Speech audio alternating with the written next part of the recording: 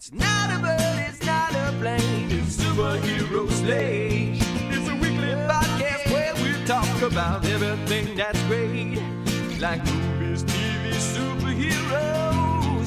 It's Superhero Slate. Oh, yeah. Hello, everyone, and welcome to Superhero Slate, the show where we run down the latest superhero entertainment news. We love TV, movies, and superheroes, so let's talk it all out. My name is Chris. Oh, Chris, the can, poppin', co-star. My name is Mike. Yeah, it can be. It's like, you remember the Cherry Poppin' Daddies band from the 90s? Like, can I be a can poppin' daddy? Every millennial brutally remembers the Cherry Poppin' Daddies. Yeah, the Zoot Suit Riot. But anyways, this week the OG Defenders return. Mike, I sent you some screenshots. I guess some set photos. We'll talk about how the worst kept secret in Hollywood finally got revealed. Supergirl goes full John Wick in the trailer. We'll be talking about in the episode. We visit Castle Greyskull in Eternia. This is a Masters of the Universe reference, Mike. I didn't know if you get there or not. You don't. No, that's fair. I mean, I don't look at the analytics of the podcast, but something tells me if it's under a certain age, nobody knows what the hell an Eternia is. Mm-hmm. Castle Greyskull sounds fine, though. I think that's what Jared Leto calls his own house, so that's what they have for this movie and more on this week's episode. Yes, we also we are recording on the holiday of Easter, so our child had way too much sugar and candy this morning, which led to a difficult nap situation. So Chris and I are fresh, hot on these microphones. We are like, I don't even know what you've been up to all weekend, Chris. Usually we kind of chit-chat just before we start laying down the track. So what have you been up to? Yeah, this weekend, one of our friends, I guess two of our friends technically, from both sides got married. So my wife was in a wedding this weekend. So Friday, immediately after work, we drove out to the rehearsal dinner where it was on a hill in like the fields / hills of Kentucky. It's very interesting. I'll have to send you some photos of how this kind of worked out. But it was very windy and rainy this weekend. So they sadly had to move it inside yesterday. So yesterday was the actual ceremony and stuff like that. And I was asked but volunteered to do video work at the wedding because Mike, if you know my background, it's in video production. So they were like, we don't have videographers. We just had these two kind of they're not GoPros. What are those? The DJI, Osmos. So I essentially ran around with one of those. It's very hard because the photographers are probably, I would say, the most. If you don't have a full video team, the photographers are the most important part of a wedding, right? So I essentially was attached to the hip of the primary photographer. I'm like, I'm not gonna get in your way, and we'll just make this work. So that was yesterday, and then today, like I told you, I woke up and I was like, it's got to be a productive one. I got to get stuff done. We're traveling this week, so I went and mowed my backyard, which was way too tall for this time of year, and then immediately replaced a broken it's just a really, really bad fluorescent fixture in our closet because it's been off for like a week and a half. So we've kind of been gathering our clothes by phone light, if you will, because like one bulb would fire up like halfway, the other one's burn out. So I feel real productive today, Mike. And what have you been up to other than apparently maybe hiding Easter eggs all over your house for your child? We did. It was fun. I wasn't expecting a near 2-year-old to kind of grasp the concept of go find the eggs, but she's very familiar with her surroundings. So she kind of knew, like, oh, I don't normally see large plastic eggs in my kind of play zone. So I'm going to go check these things out. So that was fun. Some nice cherished holiday moments. Chris, I am just eagerly awaiting for you to find the Dirty Mountain Dew. Yes. I absolutely shocked that I found it before you, since you are pretty much in the strike zone of the of like usually ground day zero mountain ground Yes, zero. Yeah, exactly. absolutely. Super fan of the show, Jim. He was able to get a hold of some too. I believe he's in is it Idaho or Iowa? Iowa, right? Yeah. Yes. So it's in the Midwest or the far Midwest, wherever you call that area of the United States. But it's also made it out here on the West Coast. So I'm holding on to my thoughts, Chris. Yeah, so please. let me know when you get it. I've tried. We'll share our thoughts. I have tried so hard to find it. I've got yesterday, I guess, but while my wife was at the wedding, because I started in the morning, I went out to several stores, the Kroger's, the Walmarts, the Meijers. I was hunting them down. I mean, I was able to even find a plethora of the new Pib and Pib Zero cans. I've had the Mountain Dew mango citrus, or not Mountain Dew, Sprite mango citrus, Sprite chill mango citrus. I've done everything I can, but have that, and it's driving me bonkers to do it. But hopefully, whenever like I'm traveling this week, and it's a drive there and back, so hopefully along the way I will find some large gas station that probably at least has at least one bottle. Yeah, I can the sample. benefit of this one, it's not beholden to one specific store. So if you're just casually popping into gas stations, paying $15 a gallon on the way down to Texas, you might be able to find it. Yeah, exactly. I'm hoping one of the most exciting parts of this whole trip, Mike, is that this is I was already planning my driving like meals. I'm like, ooh, Tuesday night we're leaving right after I get off work, so I can have a Crystal burger because we'll be in the Crystal region of the United States, and then I can get down a Whataburger by the time we get to Texas. So I'm already like planning my regional meals along the way, and maybe even stop at a Buc-ee's if I can find another one that I've not been to. Ooh, yeah, love this for you, Chris. Yeah, absolutely. With that, so with no further ado, I'm actually drinking. Just so you know, I cracked open a full sugar white peach Red Bull right now. That's a post wedding pick me up right there. Wow, if you wanted the productivity to keep going, that's one way to do it. Yeah, I'm just vibe coding. We're vibe podcasting now. Do you know that's the thing? I've determined that that's a phrase. Well, I think we've been doing that for like almost 600 episodes. Yeah. I only bring the vibes every Sunday. We've been vibe podcasting for 12 years. So, well, let's hop into it. First, we're gonna book in this with trailers. The first trailer that probably affects maybe a small percentage of the listeners will be the Masters of the Universe trailer. This is a full trailer, not the teaser that we got a couple weeks ago. So full trailer released, kind of gives us a little bit of story of that I can't remember the main character's name. Prince Adam was essentially exiled light years away to Earth. So this is a version where Prince Adam is essentially an alien on Earth. He doesn't know how to get back to his home world of Eternia. But when he gets there, he's like, I remember all you, and rally the troops. And this is where we get to see a little bit more of the action, it looks like. We get to see him, I have the power. He stops a very sharp spinning spaceship with his hands. So we're getting some real He-Man stuff here. One of the things I clocked right at the beginning, Battle Cat is the MGM Lion in this. So I thought that was a little fun, little Easter egg they did.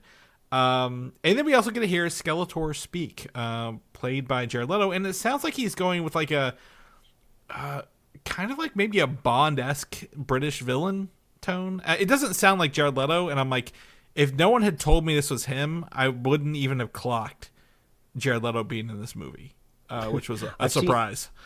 I've seen some people saying, "Oh, couldn't they just do like an actual Skeletor voice? You wouldn't even need to cast a celebrity, in this role." But it's like would be the goofiest, goofiest decision for a live action movie.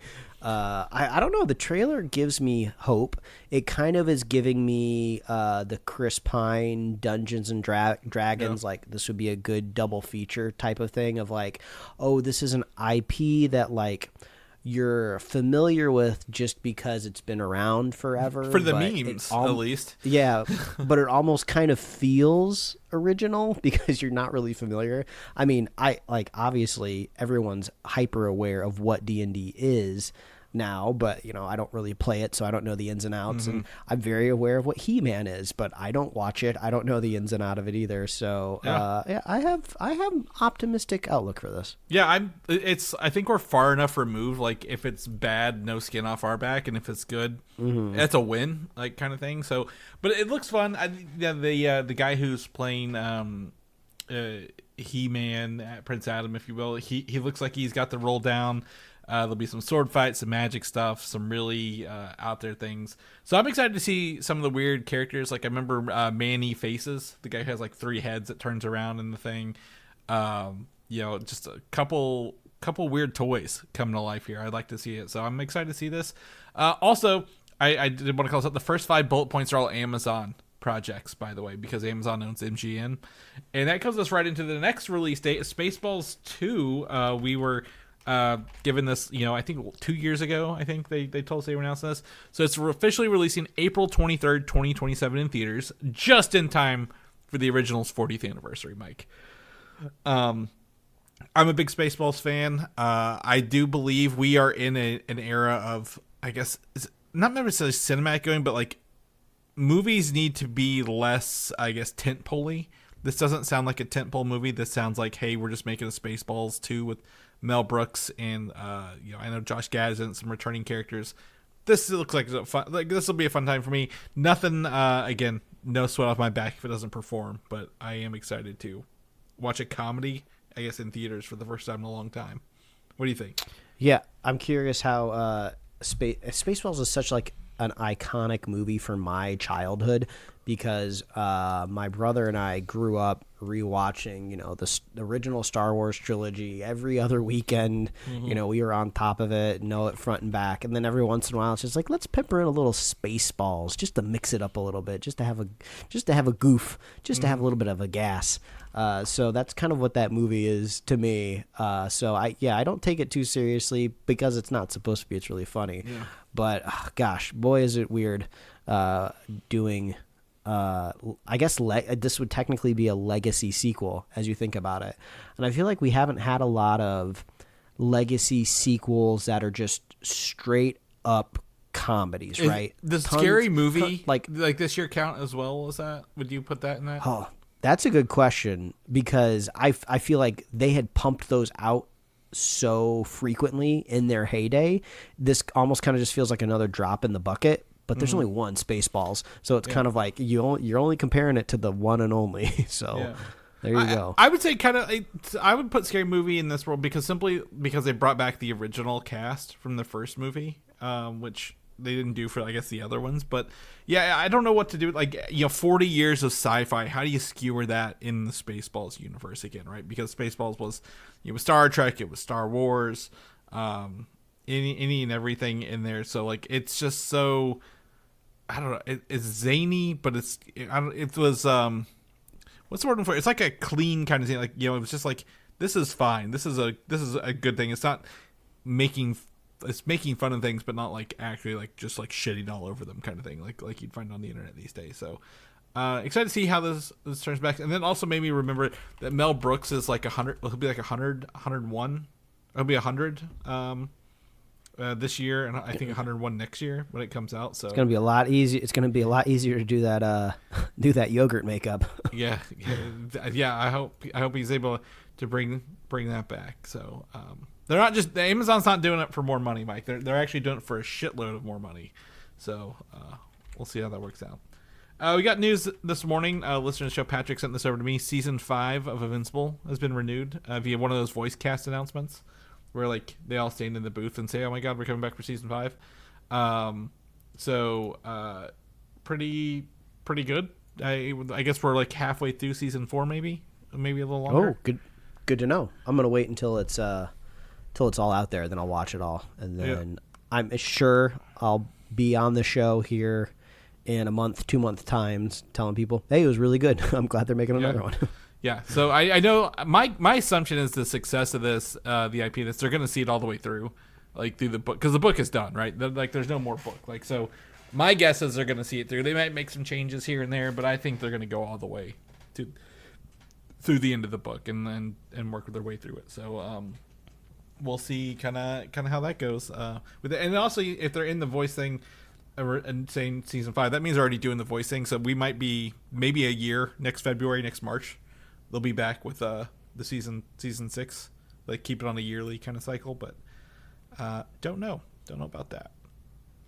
Also, another show that's probably going to get all the way through. It's Rings of Power. I know you're probably not a Lord of the Rings fan like that, like to watch the Rings of Power, Mike, but that show has been 2 seasons. The 3rd season's coming out this year.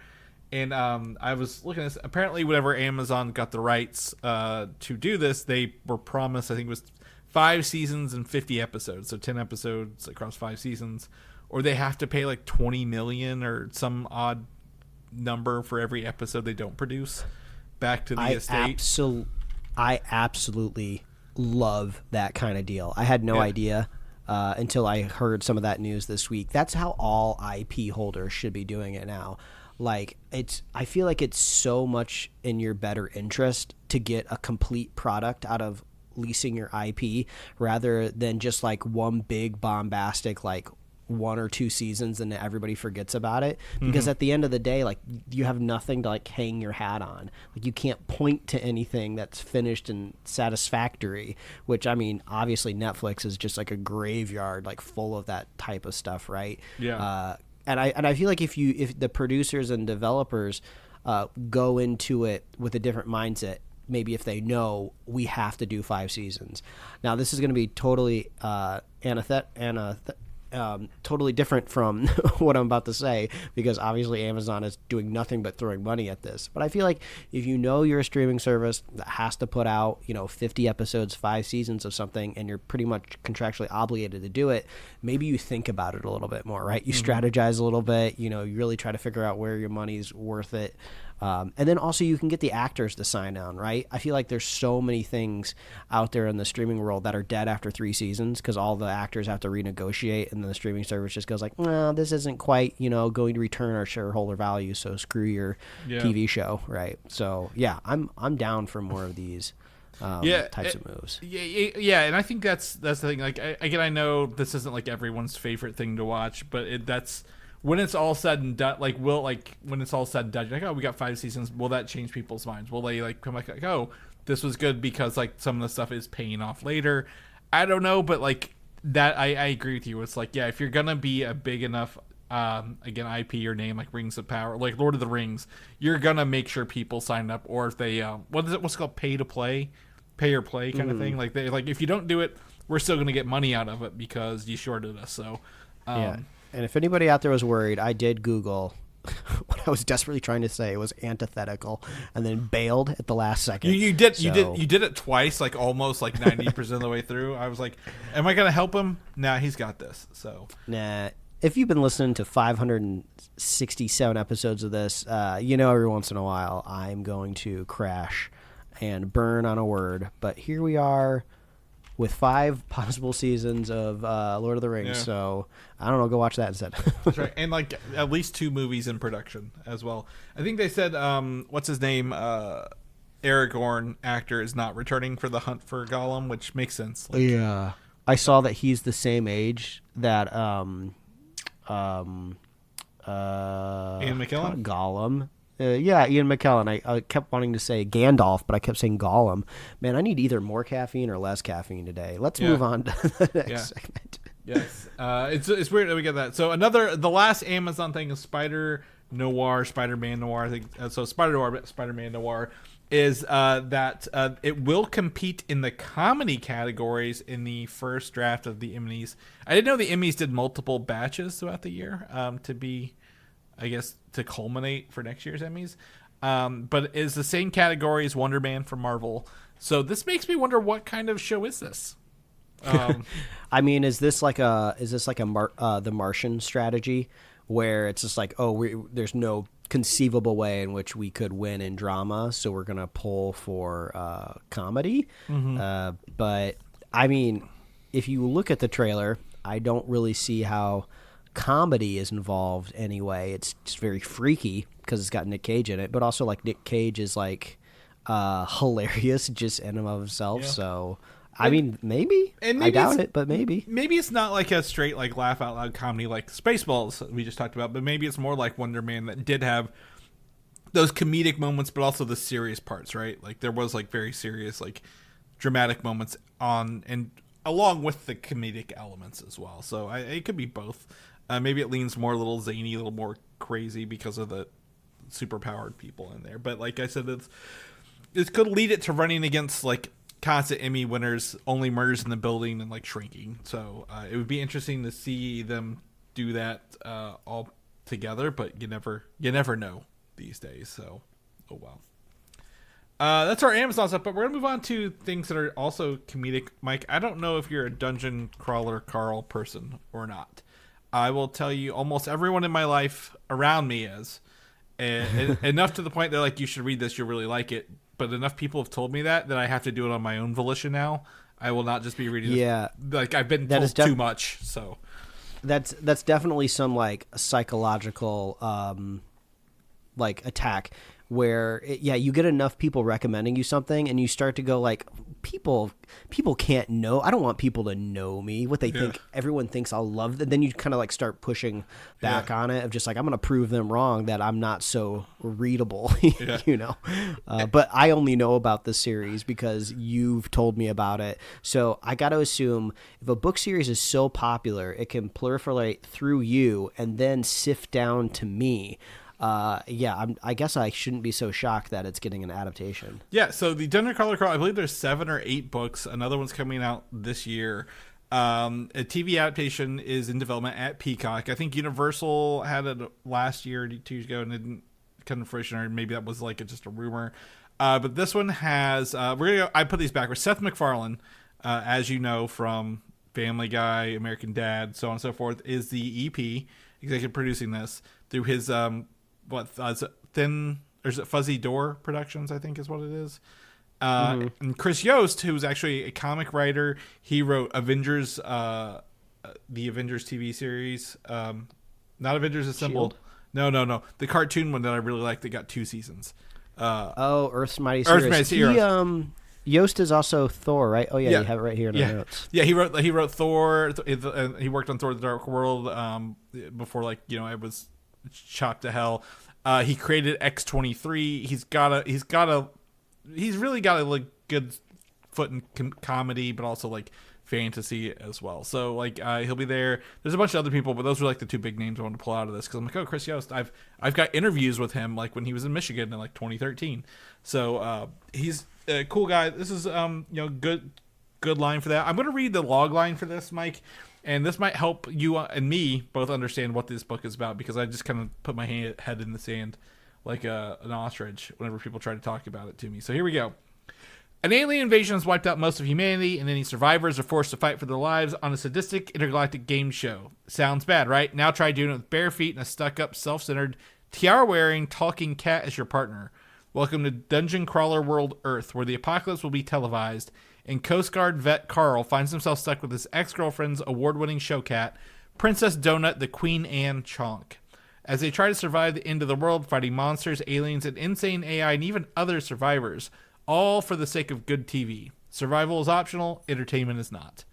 So, my sister-in-law is absolutely obsessed with this, enough that I've 3D printed her several figures from this series for her like gifts over the past 6 months. So I know there's a Velociraptor.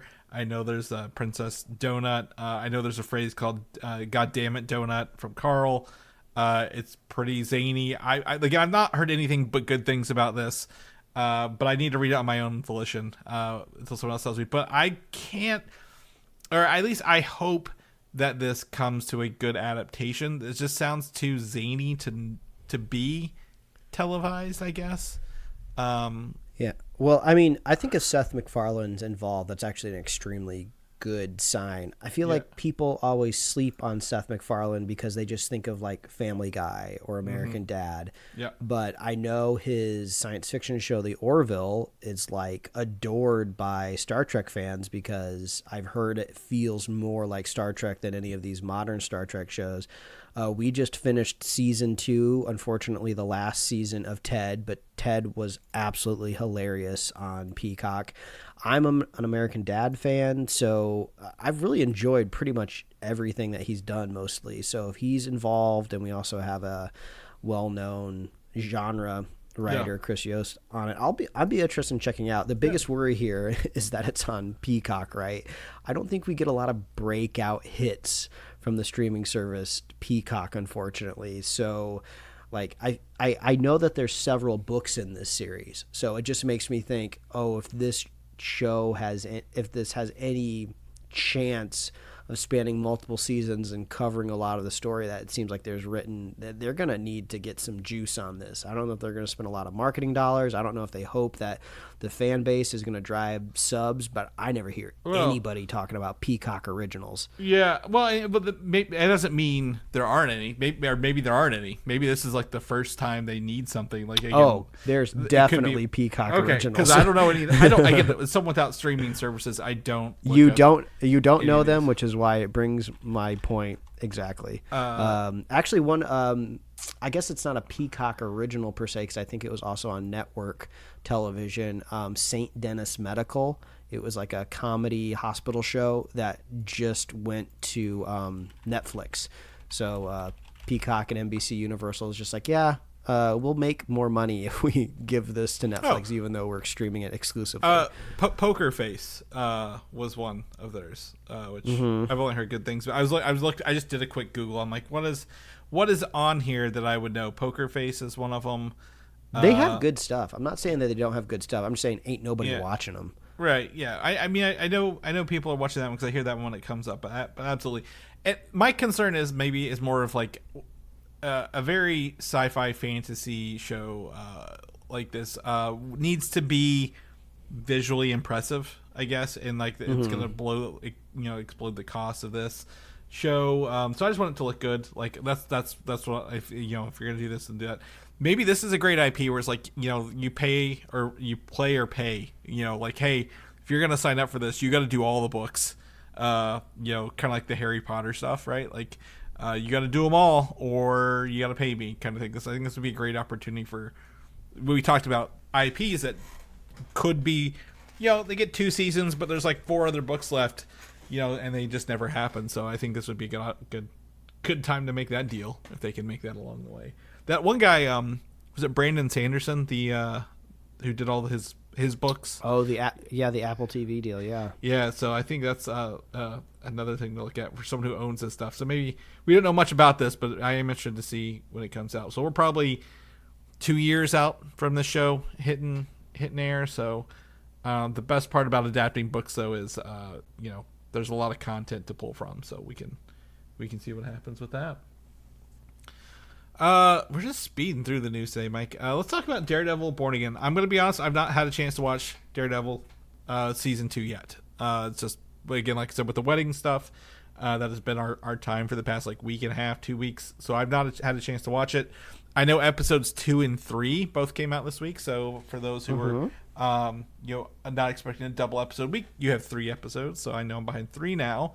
So that's out on there, and with that, they're also filming season 3. And Mike, I sent you a photo of Kristen Ritter, Mike Coulter, and Finn Jones walking to set yesterday, because I didn't get on the internet for one day, and I'm like, what the hell is going on here in Daredevil land? Because they didn't really announce it; it just kind of happened.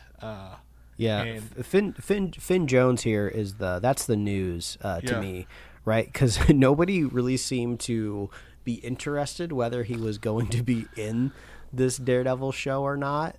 It's almost like nobody bothered to ask, and it's like, no, I was ready to leak it, but nobody was asking me. And then all of a sudden we get a picture of him, because we knew, we had such strong signals pointing to Mike Coulter and Luke Cage returning, but just nobody was whispering about Finn Jones and his possible glowing pistols that he got at the end of his second crazy season, which I had to Google, because I was like, did I actually see that, or did I hallucinate that?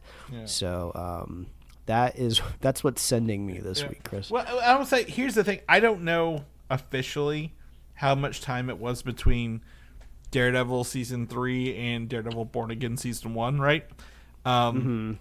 In real time, it was about 5 years. In the Marvel world, I don't know how long that is. So I am interested to see where they have Marvel, not Netflix, has put Luke Cage and Danny Rand in this. I did send a photo of you, and I have it here, of Luke Cage wearing his Mayor Cage outfit from the comic books. Then I sent Mike the actual comic book cover, which is exactly the same thing. So we know currently the Kingpin is the mayor of New York. My guess is that doesn't last very long. Or maybe in season 3, he's getting opposition by having Luke Cage run against him in in the runnings. I don't know. So I'm interested to see what they do with these characters. What's Luke Cage been up to? Is he still like the kingpin of Harlem that we left off at season 2 for him? Is Danny Rand going Grand Theft Auto style with magical guns on ninjas out there? Honestly, it's a great solution. I had no idea that this was a comic book story arc where Luke Cage becomes mayor of New York, but within the world that they're showing on Disney Plus, this actually makes a lot of sense because Fisk is just kind of going around New York just popping heads of anybody that gets in his way because he doesn't really care about the law. So Luke Cage being possibly his opponent would be ideal because you can't just kind of like, hire a hitman to take him out, or even if Fisk wanted to get himself involved, like, you're dealing with a super-powered vigilante here. So I never thought about that, but that's really interesting, and I like that. Whenever we were talking about Luke Cage's show, I always fawned over Mike Coulter's performance, so this is exciting. Chris, I'm looking forward to you catching up with the Daredevil show. I can tell you that right now, after 3 episodes, it feels a lot more exciting than those last couple episodes of the first season. So we're off to a good start so far. So hopefully you'll be excited to jump in when you're ready. Yeah, absolutely. Like, I've only heard good things of people like, oh, this is more cohesive than the last one. They're like, this is definitely telling a better story, because we all know the history of the first one. They filmed most of it, stopped production, retooled Marvel Television as a whole, retooled this. I think they filmed the first episode and the last episode again. So interesting to see kind of how this spins into that.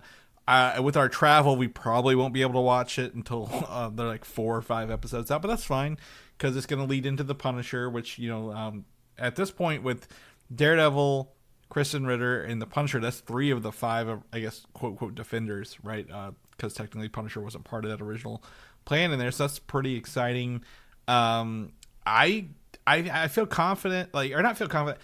The timing of the Spider-Man trailer showing the return of the hand ninjas is interesting, especially because he's a New York hero and he's not really going around anywhere else because no one knows who Spider-Man is or Peter Parker is.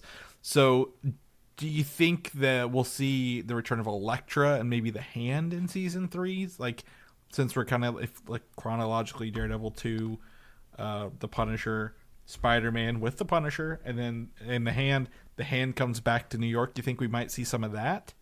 The return of these defenders? I was happy to see somebody on Threads thankfully jog my memory of some other characters from the Netflix show that I had forgotten about, like Colleen Wing. Yeah. With her, she's the best part of Iron Fist, by the way. Like, that's the work. That's the not the saddest part, but like I was like, oh, she did really good in that show, and I remember her more than I remember Finn Jones. Yeah. And then I can't remember her name off the top of my head, but she was the one that had the robotic Misty arm. Knight is who you're thinking of. Like, those would be some really, really fun characters to see return. But I feel like this is like their chance. Maybe let's pop off in a 3rd season of Daredevil where we get everyone back together. We're really synergizing the Disney Plus platform, and then whatever soft, hard reset that we get from Secret Wars, maybe we'll wrap this kind of complicated history of Netflix up and keep it moving. Yeah, I mean, this has been, like I said, they announced this in 2013, so we're at like 13 years of these characters so far. So they probably don't have forever in them, despite how great they're doing. But yeah, I'd love to see them do some more with these. Even in the soft reboot Marvel, more of the street level stuff. That not everything has to be world ending, right? Like, we can do some stuff that's like, again, Wonder Man level or Luke Cage level along the way. So we'll see that. But I'm excited. I can say what you will about Iron Fist. It's just, even if he's just there, maybe they'll make us a couple jokes out of it. Some Marvel tends to be self-referential.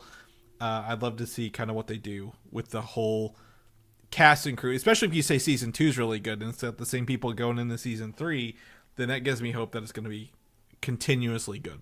along the way, right? So we'll cross our fingers with that. The last Marvel TV show that we've not heard a lot about in a while that we know is filmed is VisionQuest. This has been filmed and done for a bit, but at the end of last month, literally March 31st, Marvel filed for a new trademark under the 41 motion picture classification for the phrase and character Infinity Vision. So this gives me a couple things. This is going to be all rumors or theories from us spitballing here. Number one is similar to Infinity Ultron from the end of What If. I think season 1 and he was part of season 2. But also Infinity Vision for the motion picture classification tells me that this might be maybe a character we see in Secret Wars, because we've already done Doomsday. So is this a Secret Wars character we get to see come back? I mean, we've seen things from the What If cartoon make it to the big screen already with Agent Carter, and the Infinity Ultron was just such an absolutely striking, awesome interpretation. I'd kind of love to see maybe the other side of the coin, which would be like Infinity Vision. Like that would be really cool. It's the same. It's the same visuals because he was actually Ultron if he got the Vision body. Yeah, exactly. So I'm really curious to see I don't even know if we ever got a Sideshow collectible or a hot toy of that character from What If. I would imagine we had to have because it was so cool looking. So if not, this is a second opportunity for them to spin it back up. Yeah, there's one. I'll send you the photo of it right now. It's a Sideshow. I saw the sticker price before we got there. So a friend of the show, Jason, he's gonna tell me about it. It's definitely a really, really awesome looking. He's got the lance. He's got the Vision with the removable Ultron armor around him. I'm gonna take a guess on the price. Okay, I'm just looking at the visuals on the left side of the screen. Okay, this is looking pretty sick. Okay, I'm gonna guess $399. $430. Oh, not far off. That's sick though. Hey, it would have been $399 before tariffs. Does he glow? That's the question. Do the Infinity Stones actually glow? And I know Jason's gonna helmet with LED light up function. So the helmet lights up. Let's see here. Infinity Stones mounted on armor with LED light up function, battery operated. Hell yeah. So this thing is awesome. This is the type of stuff you unfortunately never come across in like garage sales or thrift stores. It's kind of like you're paying full retail for this bad boy or you're never touching it. Yeah. And what's cool about this, the Ultron armor on this one, again, if they take this character, be like, okay, well, in What If was Ultron, but like, what if Vision decided to get all the Infinity Stones instead, and that's our Infinity Vision, and maybe that's something in Secret Wars we get to see for the first time? That'd be pretty fucking sick. Like bringing this to real life, like action with Paul Bettany under that armor. Oh yeah, I'm down on a rabbit hole right now. I'm looking at the Hydra Stomper from What If 2, which is really awesome because they kind of took the more of the cartoon approach with rendering Steve Rogers. He kind of looks more like an animated figure, but the Hydra Stomper is sick. Chris is gonna be bad for my wallet. I just got my state tax return. Federal tax return on the way. I do not need to be looking at this stuff, but it's so cool. This is my way of saying bring the Hydra Stomper into Secret Wars, please. I'd love it. Yeah, the little Steve Rogers, he kind of looks like his suit looks like a G.I. Joe, like an old classic G.I. Joe jumper, one piece of fabric. With that, if you go ahead. I was gonna say, can you imagine if they CG'd skinny Steve Rogers again, and then he got to meet big jacked Chris Evans on screen? That'd be really funny. Well, if you go back to the Infinity Ultron at the bottom, there's a gallery of people photos. The third one is like it's like a smoky room with like the lit up eyes and stones on the Ultron. That looks sick. I love the glow, and you can still see his eyeballs in the glow. Like, yeah, this thing is pretty neat. Imagine like people coming over to my house and like staying the night, and that thing's just glowing in the background. Oh my god! And then, but it's like keeping them awake, so they have to find like a little towel to put over it, and then you wake up in the morning and be like, "Were you scared of my Infinity Ultron?" Yeah, you should be. you should be scared of him. But that's pretty cool. Like, yeah, so Infinity Vision would be pretty awesome. Like, imagine that same power set, that same look, in the same thing. Oh, is there a Hot Toys too? Oh my gosh, Mike, there might be a Hot Toys. Hold up. Let's see here. It's loading. It is a Hot Toys, but it's an AliExpress Hot Toys. So I don't know how much I trust this. Well, it can be kind of confusing because if I recall correctly, Sideshow Collectibles is kind of like an overarching store that kind of sells all types of manufacturers, where I think Hot Toys is specifically the manufacturer, but Sideshow has like the exclusive contract with Hot Toys in the United States.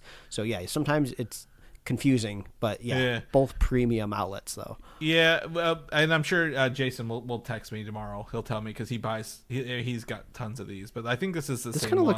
I think this is the same one. Yeah. Yeah, but I like the last photo with everything together is what I hadn't seen yet, where everything's like laid out. Like, oh, here's the arms, here's the stand, here's everything. I don't know what AliExpress is smoking, but it costs like $100 more, and they're trying to tell you you're saving $250. So don't buy it from AliExpress. Don't buy a lot there. But it is fun to see it. Like this is a fun little thing that obviously we didn't know existed. We never looked up, but here we are down this rabbit hole looking at. But it is cool. I would love to see the Vision version. I think I don't know if it'll come out of VisionQuest, but like I don't think Marvel is done with Paul Bettany or Elizabeth Olsen as the Scarlet Witch. I could absolutely see her coming back, even though they haven't said she's coming back, and having something to do with creating an even stronger Ultron with all the stones. So I'd love to see it come to life in the big screen. And if the way they have to be throwing money at this movie, Mike, I wouldn't be surprised at all if he shows up. I'd be remiss if I didn't share this link with you, Chris. There's this insane, I don't even know if it's real, this insane like almost 3,000 piece knockoff Lego set of a Hulkbuster, but like half of it is like see-through, like so you can see the mechanical parts of it. It looks so weird, but it's shockingly only $33. Where like if this was a Lego set, this thing would cost you like $400. How big is this thing? How big? Like, is this like a Temu thing where it's going to be like maybe like a couple feet tall or a couple inches tall? It says 29 centimeters tall, so I can't do the conversion because I don't know what that is. But it's 29 centimeters tall. So there's a box version. They both don't come with a box, by the way. I just want you to know that. So you got to figure out how to put this together yourself. 12 inches. 12 inches. Okay, so it's got some height to it. It's got a 5-star review from January. It is neat. It is also it's giving Lego. I'll say that. Oh boy. But yeah, that's cool. I mean, it was like, did you see the not Quinjet, the Helicarrier is getting a Lego set as well from Lego? Oh, that's cool. So it's official one, and it's coming with that, and I think it comes with like the Steve Rogers, and my buddy Brian, he messaged, he's like, hopefully it comes with that $10 bill. When Steve made the bet, he's like, he's $10 surprised me, so it'd be fun. Like that thing would be cool. Everyone thinks I should get the Helicarrier. I still think I want to get the Avengers Tower one day because simply the tower's sick, yeah. But it's also the minifig count. Like you get a lot more minifigs on the tower of the characters. Rather than the Helicarrier. Comes down to how much horizontal space do you have and how much vertical space do you have. Well, what I would do, what shelf are you putting it on? Well, what the tower would be next to the Disney Castle. We already have a space saved for it in case I wanted to. Perfect. But the Helicarrier, I would hang it from the ceiling. It needs to be in the sky. Like good idea. Like or at least on the top shelf of one of my TV stands. Like like the old TV stands I have. Like it needs to be upwards because you don't look down on a Helicarrier. You look up at it. So that'd be my thought process. But Legos are expensive, and you don't do much with them once you build them. So that's the hard part for me to commit. But oh well. Moving on, another Disney TV show coming out later this year, probably this summer. X-Men '97 season 2. We got our first artwork here of some character portraits and something else. The big thing to take here from this 16 grid of character portraits is number one. The second character over is Polaris. Are you familiar with Polaris as an X-Men character, Mike? I want to take a guess, but I don't want to embarrass myself. No, go ahead. Take a guess. It's so I'll go ahead and embarrass. Is this the character that was always rumored to be Taylor Swift in the live action? No. Or am I confusing that with somebody else? That is Dazzler. You're thinking of Dazzler. Dazzler. Okay, Yes. that's right. Polaris is the third child of Magneto. She has magnetic powers as well with the green hair. Oh, yeah, that rings a bell now. She's also in that live-action X-Men series that they did on Fox a couple years ago that nobody watched. But she is the daughter of Magneto, and she's also a magnetism person as well. You can also see some of the Outlander Wasteland versions of like Cyclops, Jean Grey, Storm. Sunspot is using his full powers. We haven't really seen a whole lot of that in the show. He's only been human form mostly. Looks like Jubilee is also aged up on the third row. And then finally at the end we see I'm sure it's a beard Magneto, but he looks goateed. And the post adamantium removed from his body Wolverine. Do you remember like that feral Wolverine design from the 90s on the comic yeah, books?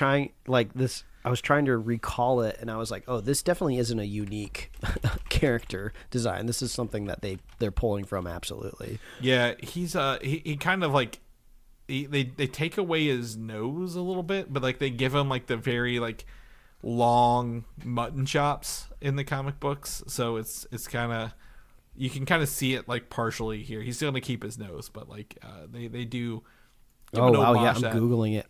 I googled literally what you said, post adamantium Wolverine.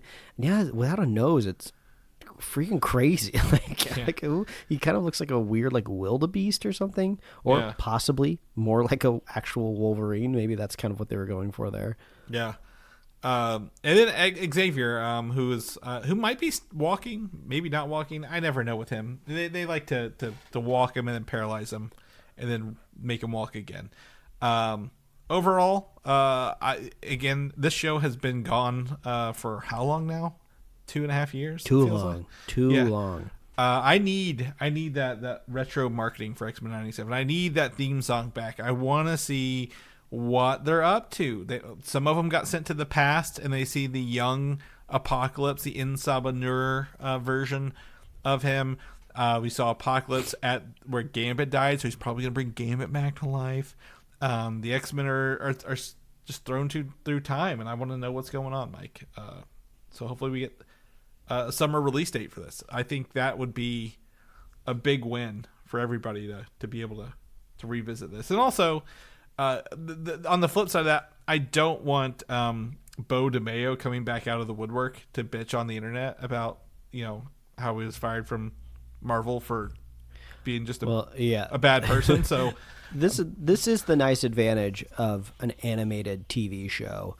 An animated TV show is such a group effort from top to bottom that obviously, a showrunner is helpful and can be influential. But if you lose a showrunner, it's kind of less consequential compared to like, I don't know, like your favorite like live action TV series. Like I think of like Community when Dan Harmon left and before he came back, everyone always points to that season of being weird.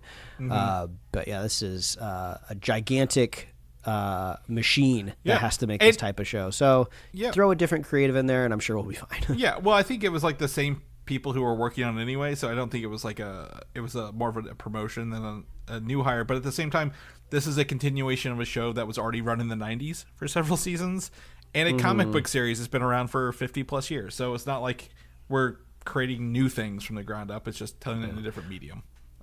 Also, if you have to be absolutely cynical, they kind of got what they needed out of Bo DeMayo.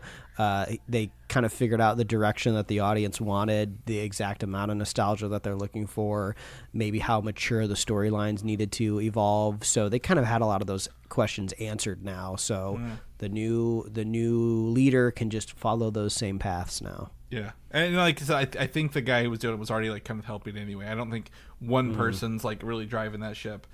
But we'll see what happens when it comes out this summer. Later this week, Maul Shadow Lord hits Disney Plus. The essentially another Clone Wars set, animated style, but the animation on this is, like we talked about last time, has come so far in the past 18 years for the Clone Wars. How they were doing like 2008 versus how they're doing now looks entirely different. But they've got Sam Witwer returning to voice Darth Maul.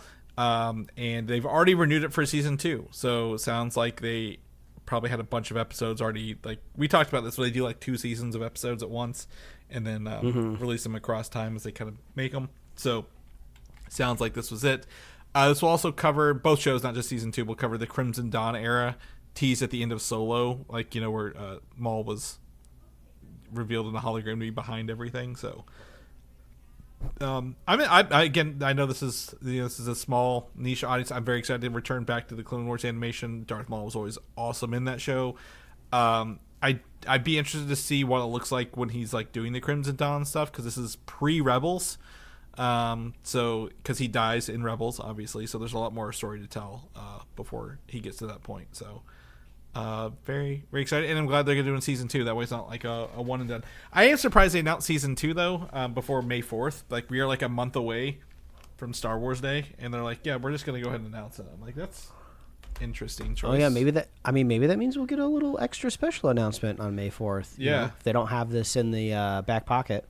Yeah, I exactly. If they like, yeah, we're gonna use it now. I'm like, okay, that means they have something cool to show us. Maybe that second season will drop sooner than we think along the way.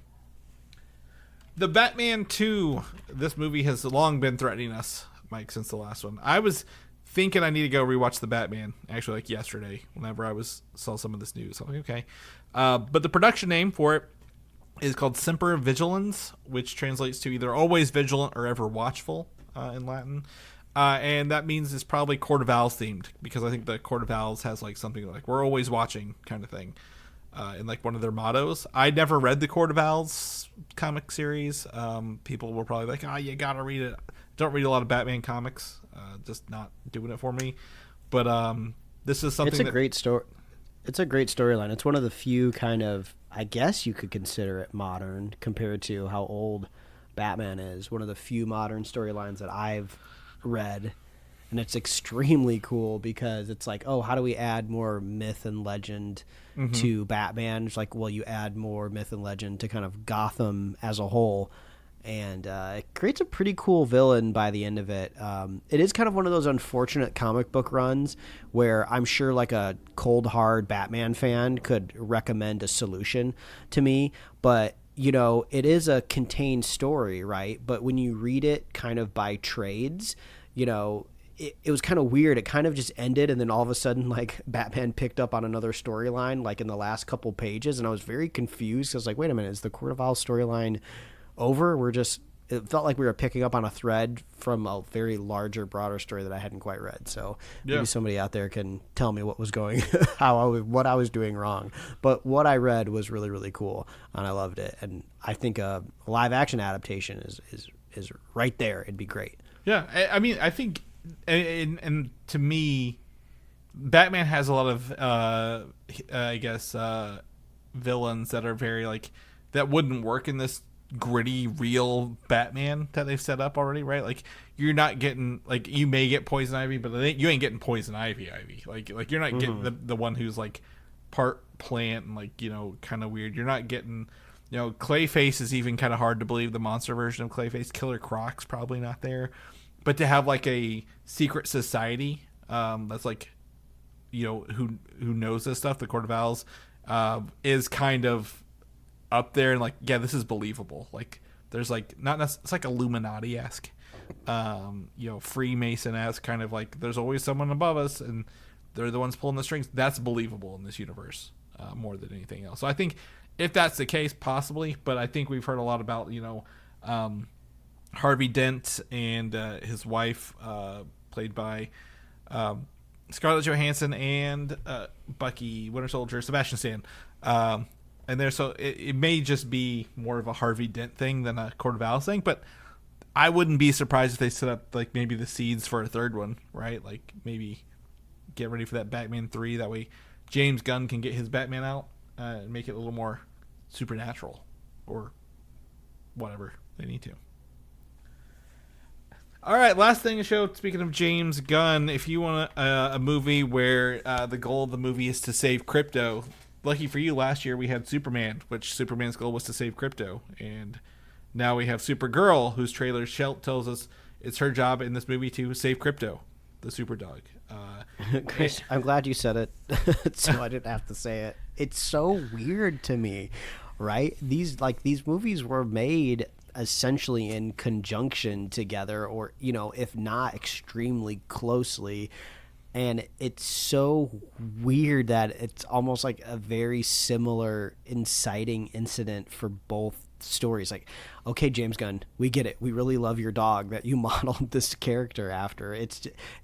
I am very curious maybe if the trailer is just building it up more than it's supposed to be. Like maybe this just happens in like the first act, and then it's really not that big of a deal. Like she gets this antidote, or the dog gets fixed very quickly. It's just that thing that maybe gets her in front of Lobo, and then like the real story happens.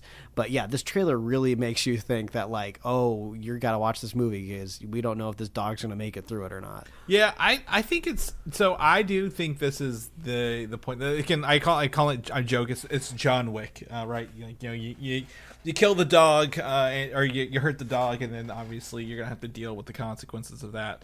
But like she's in the same outfit until the end. So and it's got 3 days. Like a 3-day journey is like exactly what a movie like this needs, right? Like you're against the clock. There's nothing.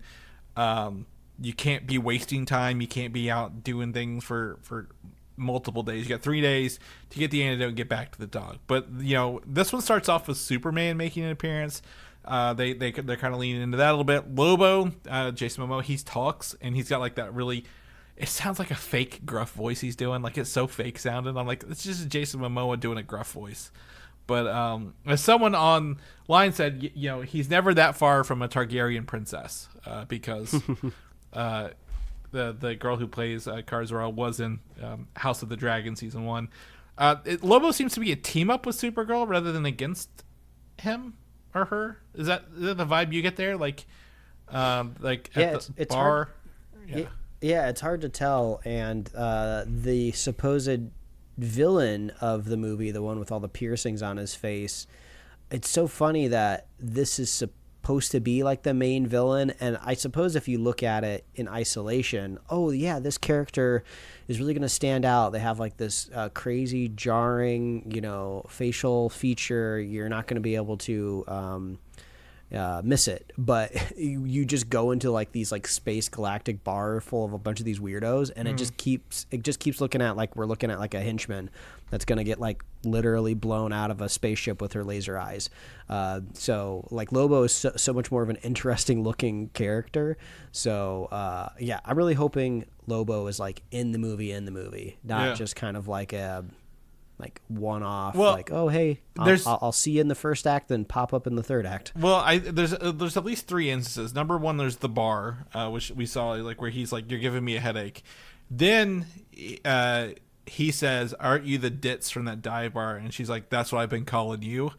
So that's the second portion. Then in the first trailer, if you go back and watch, he's on that ship that she's swinging that big thing or that tank around on the chain at the end in the Supergirl suit. So I do think he's a first, middle, and end kind of thing along the way.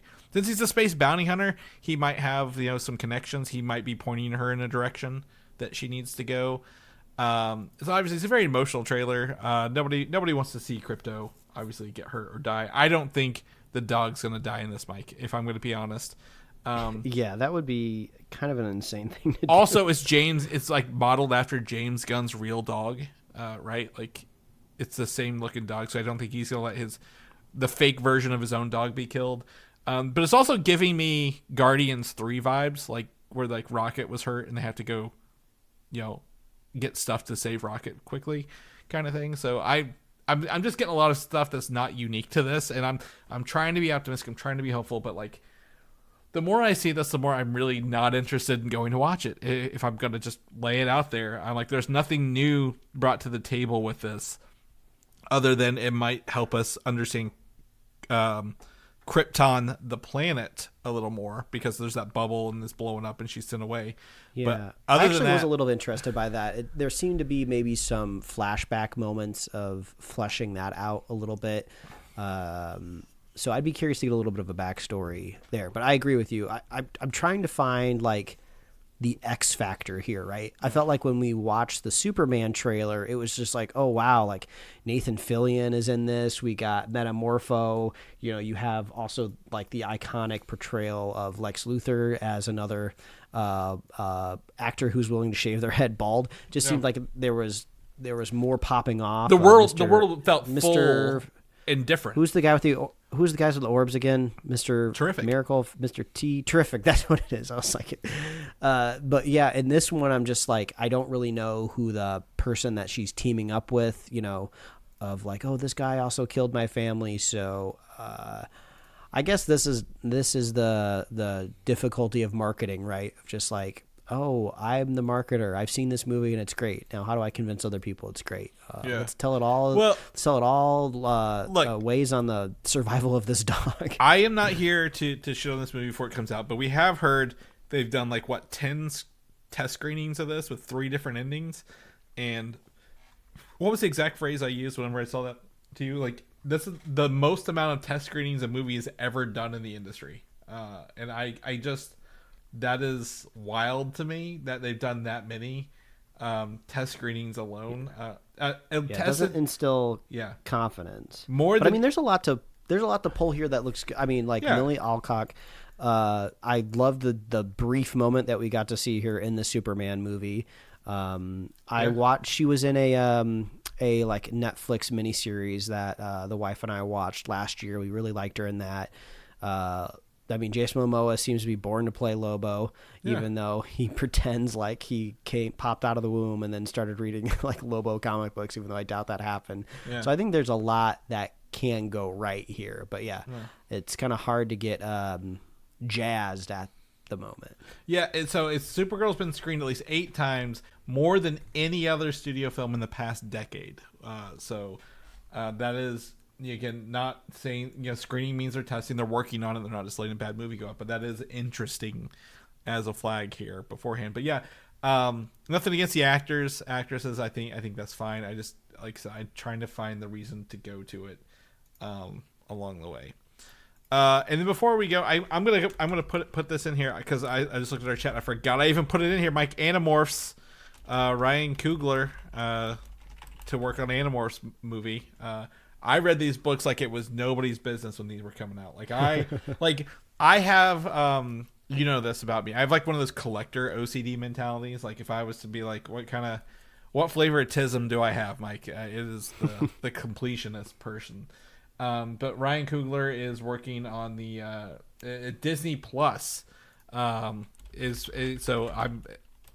I'm excited. I like this. It's a show. I don't know if you ever read the books or people who may not know. Like kids are visited by this alien who then give them the power to transform into any animal that they have to touch the animal to get the DNA and then they can transform into it. But they have like a certain time limit or they're stuck in that form forever. So they're in the middle of this like alien invasion where these like brain slugs can control humans. And it's just like these kids are dealing with war at like a young age. I read all these books. Do you remember Book It, the Pizza Hut thing where you read books and get pizza? I read so many Animorph books to get pizza, Mike. Like all I can associate this with is pizza and animals. So I'm jazzed for this. I just want to put that in there. Do you have any fond memories of Animorphs at all?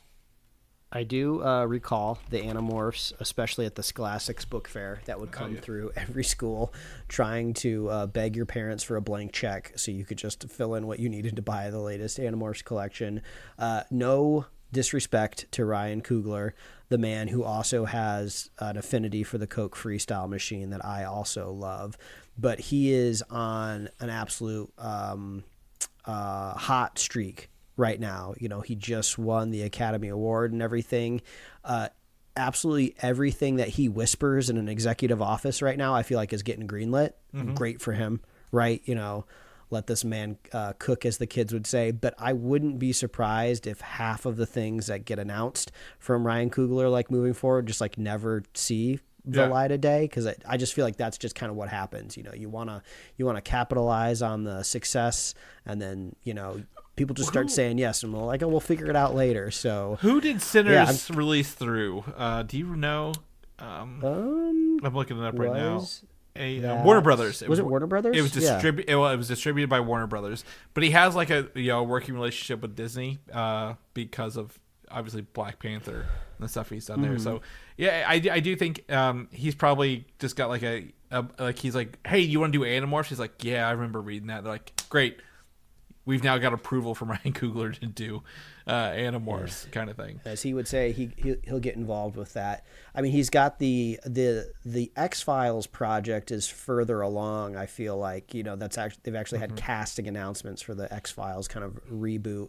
So there's definitely things coming down the pipeline from him for sure on the TV side of things. But Animorphs seems. I mean, I think this man can make anything amazing, but it does kind of seem like a little maybe younger skewing than kind of some of the things that he's been putting on screen. Yeah. So I don't know. Maybe this is just a thing where he's like, oh, I got some buddies that are talented and need a job. Well, so I'll let them do it. And then I'll just kind of like have eyes on the script. He is technically, I'm currently the same age as Ryan Coogler, which makes me feel entirely inadequate. Don't say that. That's going to make me feel awful. Yeah. So I'm just saying he would have grown up reading these books.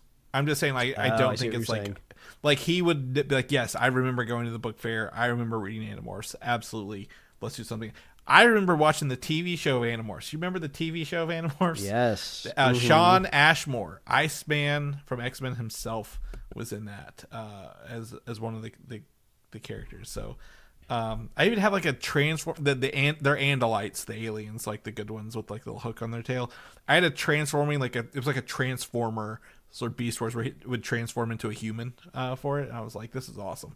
So anyway, sorry, didn't mean to wax poetic about Animorphs. I just it's a core memory of myself reading those as a kid. So I'm glad to see them get a little bit. And also K.A. Applegate, a writer everyone loves. Isn't hateful. Doesn't do the wrong things. I'd take an Animorphs movie or series over a Harry Potter series any day, Mike. Just going to throw it out there throughout the show up. So if people want to know what you're up to, what you're doing, where can they find you at, buddy? Oh, they can read my webcomics at pickledcomics.com and liferewardsrisk.com. Chris, people want to find you. Where can they find you? Find me on Instagram, Valdan87, VALDAN, or video game systems of the same name. If people want to know about the show, where they can come and listen to us every week, see our upcoming release pages, see all these show notes, where can they get all of our goodies? Oh, all of our goodies. Ooh, delicious. You can find our Easter basket of goodies over at superheroslate.com. You can find us on Apple Podcasts, YouTube, Spotify, wherever else you're listening to podcasts. And I must emphasize, listening. We are first and foremost an audio medium. So please, if you're watching us on YouTube, minimize us down in your little itty bitty corner and get some work done. Drink some full sugar Red Bulls like Chris, and we will be your audio companions. I feel like the